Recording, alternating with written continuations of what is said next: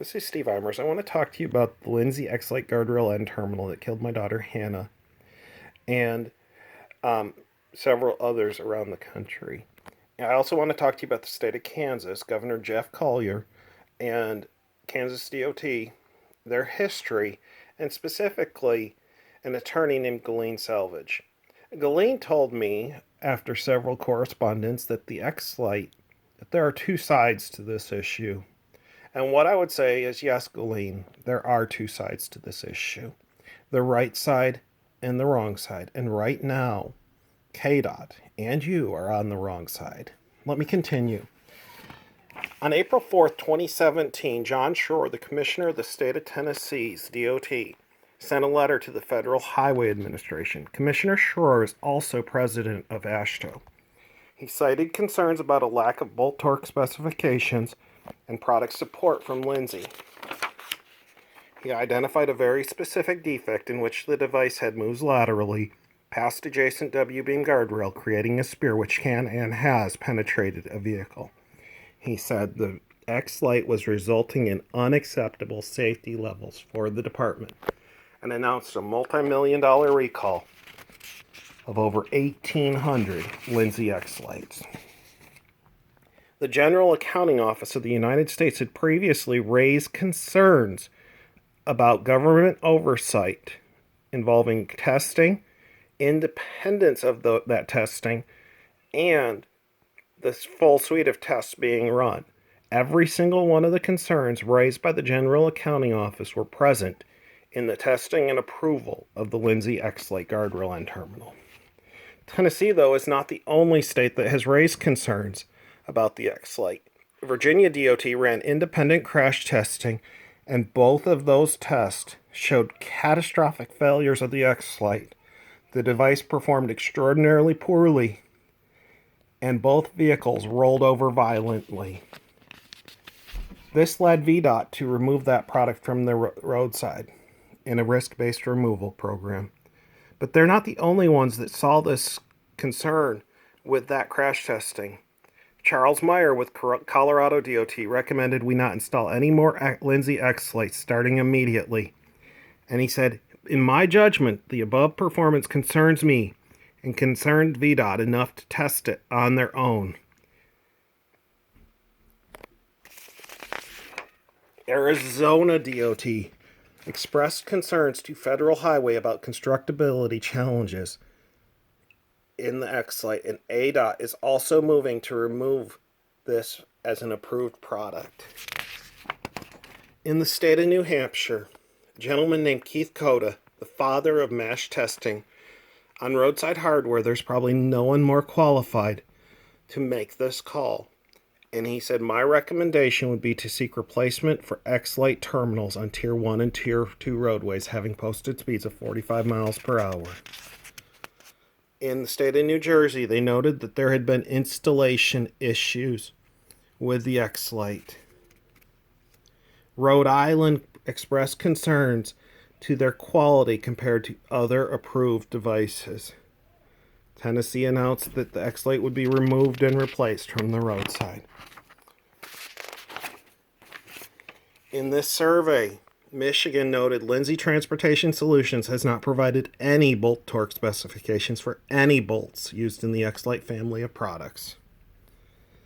Tennessee said those field inspections revealed the fact yellow bolts can be torqued when the manufacturer claimed they couldn't. This issue has raised notice with senators and congressmen who have requested oversight. The vice chairman of the Transportation Committee of the United States Congress, John Duncan, has repeatedly pressed this issue with Federal Highway. The state of Tennessee passed a law imploring the Federal Highway Administration and United States DOT to rescind the FHWA letter of approval and recommend a national recall. This law was signed by Governor Bill Haslam. Tennessee's Majority Whip, Tim Hill, sent a letter to Governor Cooper in North Carolina, and he called it proven unsafe technology. And he says, in a rare Very rare occasion would I urge a neighboring state to follow suit, but lives have been lost and greater potential loss of life exists while this apparent faulty technology is in place. But KDOT has a long history of making very poor decisions that cost another person their life. Judy Bird was killed in Kansas when she hit a blunt end of a guardrail on December 19th, 1992. Her injuries were catastrophic. This accident is a pivot point on which highway safety pivots. Most of the energy absorbing end terminals came about because of the advocacy of the Bird family. But KDOT was negligent in leaving a clearly defective and deadly product on the roadside, and Judy paid with her life. In Kansas, in Emporia, Kansas, 6 people were killed in a 2003 flood. KDOT tried to call it a 500-year flood, but there had been a similar flood just years before that they ignored. But they ignored these 6 people being killed.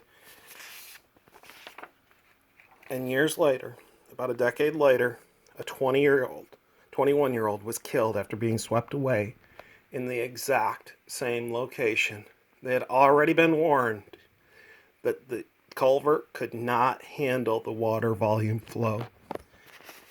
So after 3 500-year floods in just less than 20 years, Kansas DOT finally made upgrades to that stretch where 7 people died.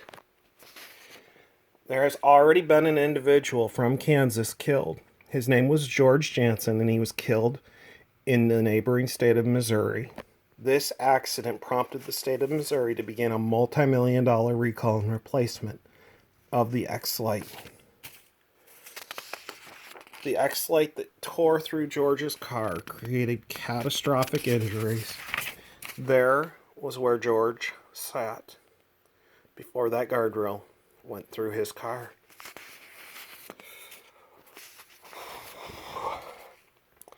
Every single X-Lite, there are only 24 in the state of Kansas, are improperly installed, and KDOT has yet to remove or replace or repair this defective product.